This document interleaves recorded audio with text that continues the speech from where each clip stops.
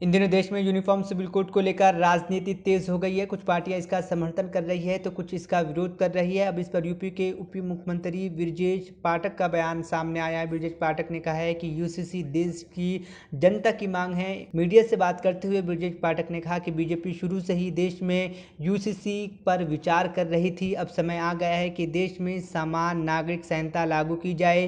PM Modi की कार्यकाल में प्रति व्यक्ति यानी हर आदमी की आय बढ़ी है, लोगों का जीवन स्तर ऊंचा हुआ है। ऐसे समय में सभी को एक साथ लाने के लिए समान नागरिक संहिता की बहुत आवश्यकता है। का मकान से लेकर के सैकड़ों ऐसी सुविधाएं मिली हैं, उसको महसूस होता है उनका अपना कोई अभिभावक माननीय मोदी जी के रूप में है।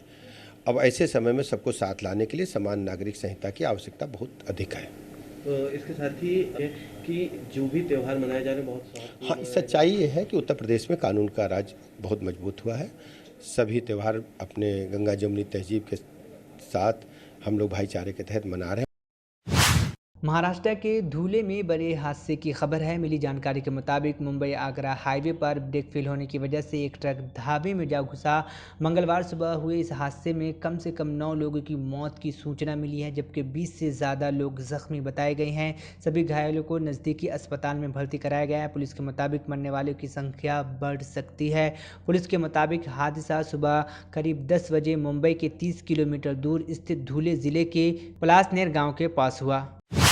सुप्रीम कोर्ट ने नौकरी के बदले नकदी मामले में गिरफ्तार तमिलनाडु सरकार के मंत्री बालाजी के मामले में सुनवाई की। इस मामले को लेकर सुप्रीम कोर्ट ने मद्रास हाई कोर्ट के चीफ जस्टिस से आग्रह किया है कि बालाजी के मामले में जल्द ही तीसरे जज की बेंच का गठन किया जाए। वहीं बालाजी की पत्नी की याचिका का निपटारा जल्द किया जाए। इसके साथ ही सुप्रीम कोर्ट ने यह भी साफ किया है कि जब तक फैसला नहीं हो जाता बालाजी न्यायिक हिरासत में ही रहेंगे। अब इस मामले को लेकर 24 जुलाई को सुप्रीम कोर्ट में सुनवाई होगी। Said that enforcement directorate officials are not police officials, they cannot take police custody. So this is a very, very significant judgment. Nobody else has taken this point and argued. DMK, we have argued this point and we have been successful before one judge. We'll see what happens before the next judge. PM Narendra Modi ने आज आंध्र प्रदेश में हीरा global convention centre का virtual उद्घाटन किया। कार्यक्रम में जनता को संबोधित करते हुए पीएम मोदी ने कहा कि ये आध्यात्मिक सम्मेलनों और अकादमिक कार्यक्रमों का केंद्र होगा। दुनिया भर से माहिर यहाँ आएंगे। उन्होंने उम्मीद जताई कि यह केंद्र देश के युवाओं की मदद करेगा। उन्होंने कहा कि श्री हीरा ग्लोबल कन्वेंशन सेंटर के रूप में देश को एक बड़ा थिंक टैंक मिल रहा है। पीएम मोदी ने कहा कि कोई भी विचार तभी प्रभावी होता है जब उस पर अमल किया जाए। उन्होंने कहा कि आज भारत कर्तव्य पथ पर आगे बढ़ रहा है और विकास और विरासत को आगे बढ़ा रहा है। इस मौके पर श्री सत्य साई का जिक्र करते हुए उन्होंने कहा कि मुझे हमेशा सत्य साई का आशीर्वाद प्राप्त रहा है। पीएम मोदी ने कहा कि हमारे देश में संतों को बहता हुआ पानी कहा जाता है, क्योंकि संत कभी अपने विचारों से नहीं रुकते, न ही कभी अपने कामों से रुकते हैं।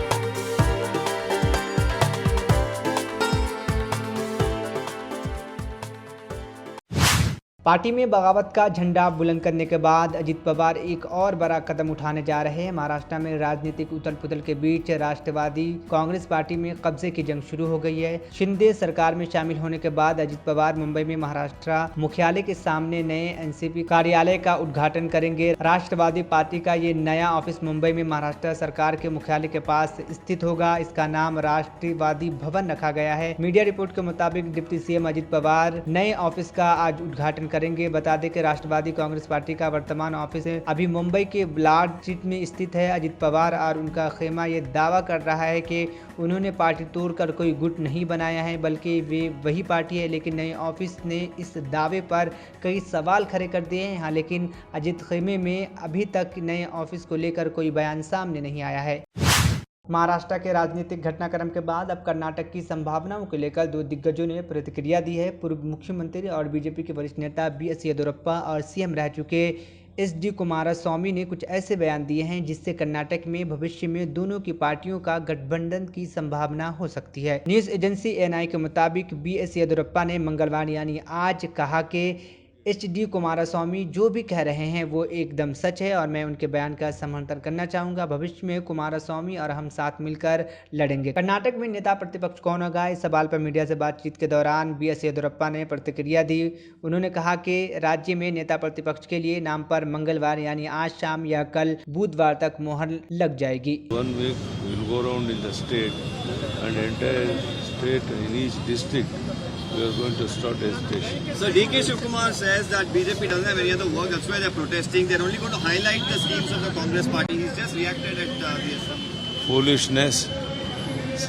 Shivkumar speaks all nonsense. For that there is no value. Only our demand is whatever the promises they have given, they must fulfill it. That's all. There's no leader of opposition, sir, in the Yes, BJP today right now. only our leaders are coming and they have discussed with our MLA and finalize in the evening or in the tomorrow. Why so much time, sir? Because our all India leaders, they want to consult our MLAs. That's all. So would you like to comment on what happened in Maharashtra with Ajit Pawar moving towards the BJP and the Shinda Seni? Would you like to comment on that ahead of Lok Sabha? No, I don't want to comment on that thing. That is left to them. Only in Karnataka we are going to fight against this corrupt government. Sir, Kumar Swamy told there is a new tax in Karnataka. What is it? Indira Siddaramaiah tax. Kumar Swamy has said there is a new tax. Yes, whatever Kumaraswamy is telling is the truth, and I want to support Kumaraswamy's statement. And we इन दिनों देश में uniform civil code को लेकर राजनीति तेज हो गई है। कुछ पार्टियां इसका समर्थन कर रही है तो कुछ इसका विरोध कर रही है। अब इस पर यूपी के उप मुख्यमंत्री ब्रजेश पाठक का बयान सामने आया है। ब्रजेश पाठक ने कहा है कि यूसीसी देश की जनता की मांग है। मीडिया से बात करते हुए ब्रजेश पाठक ने कहा कि बीजेपी शुरू से ही देश में यूसीसी पर विचार कर रही थी। अब समय आ गया है कि देश में समान नागरिक संहिता लागू की जाए। पीएम मोदी की कार्यकाल में प्रति व्यक्ति यानी हर आदमी की आय बढ़ी है, लोगों का जीवन स्तर ऊंचा हुआ है। ऐसे समय में सभी को एक साथ लाने के लिए समान नागरिक संहिता की बहुत आवश्यकता है। का मकान से लेकर के सैकड़ों ऐसी सुविधाएं मिली हैं, उसको महसूस होता है उनका अपना कोई अभिभावक माननीय मोदी जी के रूप में है। अब ऐसे समय में सबको साथ लाने के लिए समान नागरिक संहिता की आवश्यकता बहुत अधिक है। तो इसके साथ ही कि जो भी त्यौहार मनाए जा रहे हैं बहुत हाँ, सच्चाई ये है कि उत्तर प्रदेश में कानून का राज बहुत मजबूत हुआ है। सभी त्यौहार अपने गंगा जमुनी तहजीब के साथ हम लोग भाईचारे के तहत मना रहे हैं। महाराष्ट्र के धुले में बड़े हादसे की खबर है। मिली जानकारी के मुताबिक मुंबई आगरा हाईवे पर ब्रेक फेल होने की वजह से एक ट्रक ढाबे में जा घुसा। मंगलवार सुबह हुए इस हादसे में कम से कम 9 लोगों की मौत की सूचना मिली है, जबकि 20 से ज़्यादा लोग जख्मी बताए गए हैं। सभी घायलों को नज़दीकी अस्पताल में भर्ती कराया गया है। पुलिस के मुताबिक मरने वालों की संख्या बढ़ सकती है। पुलिस के मुताबिक हादसा सुबह करीब 10 बजे मुंबई के 30 किलोमीटर दूर स्थित धुले ज़िले के पलासनेर गाँव के पास हुआ। सुप्रीम कोर्ट ने नौकरी के बदले नकदी मामले में गिरफ्तार तमिलनाडु सरकार के मंत्री बालाजी के मामले में सुनवाई की। इस मामले को लेकर सुप्रीम कोर्ट ने मद्रास हाई कोर्ट के चीफ जस्टिस से आग्रह किया है कि बालाजी के मामले में जल्द ही तीसरे जज की बेंच का गठन किया जाए। वहीं बालाजी की पत्नी की याचिका का निपटारा जल्द किया जाए। इसके साथ ही सुप्रीम कोर्ट ने ये भी साफ किया है कि जब तक फैसला नहीं हो जाता बालाजी न्यायिक हिरासत में ही रहेंगे। अब इस मामले को लेकर 24 जुलाई को सुप्रीम कोर्ट में सुनवाई होगी। Said that enforcement directorate officials are not police officials, they cannot take police custody. So this is a very, very significant judgment. Nobody else has taken this point and argued. DMK, we have argued this point and we have been successful before one judge. We'll see what happens before the next judge.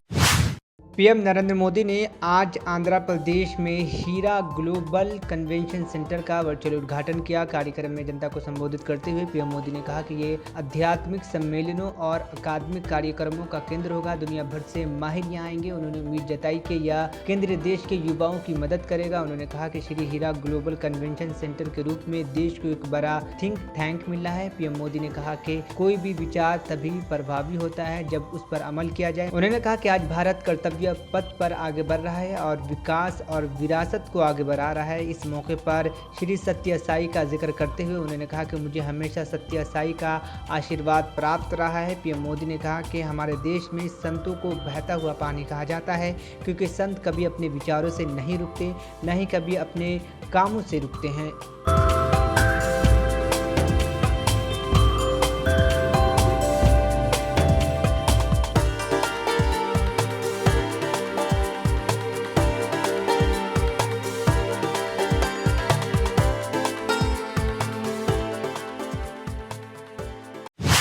Party में बगावत का झंडा बुलंद करने के बाद अजित पवार एक और बड़ा कदम उठाने जा रहे हैं। महाराष्ट्र में राजनीतिक उथल पुथल के बीच राष्ट्रवादी कांग्रेस पार्टी में कब्जे की जंग शुरू हो गई है। शिंदे सरकार में शामिल होने के बाद अजित पवार मुंबई में महाराष्ट्र मुख्यालय के सामने नए एनसीपी कार्यालय का उद्घाटन करेंगे। राष्ट्रवादी पार्टी का ये नया ऑफिस मुंबई में महाराष्ट्र सरकार के मुख्यालय के पास स्थित होगा। इसका नाम राष्ट्रवादी भवन रखा गया है। मीडिया रिपोर्ट के मुताबिक डिप्टी सीएम अजित पवार नए ऑफिस का आज उद्घाटन करेंगे। बता दें कि राष्ट्रवादी कांग्रेस पार्टी का वर्तमान ऑफिस अभी मुंबई के ब्लाड स्ट्रीट में स्थित है। अजित पवार और उनका खेमा ये दावा कर रहा है कि उन्होंने पार्टी तोड़कर कोई गुट नहीं बनाया है, बल्कि वे वही पार्टी है। लेकिन नए ऑफिस ने इस दावे पर कई सवाल खड़े कर दिए हैं। हाँ, लेकिन अजित खेमे में अभी तक नए ऑफिस को लेकर कोई बयान सामने नहीं आया है।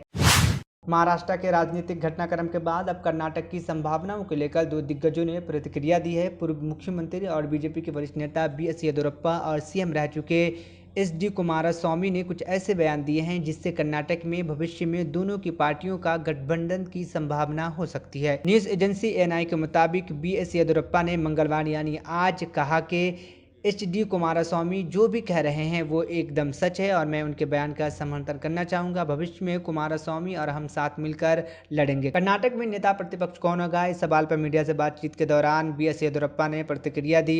उन्होंने कहा कि राज्य में नेता प्रतिपक्ष के लिए नाम पर मंगलवार यानी आज शाम या कल बुधवार तक मोहर लग जाएगी। 1 week we'll go around in the state and entire state in each district we are going to start agitation. So DK Shivkumar says that BJP doesn't have any other work, that's why they're protesting. They're only going to highlight the schemes of the Congress party. He's just reacted at the assembly. Foolishness.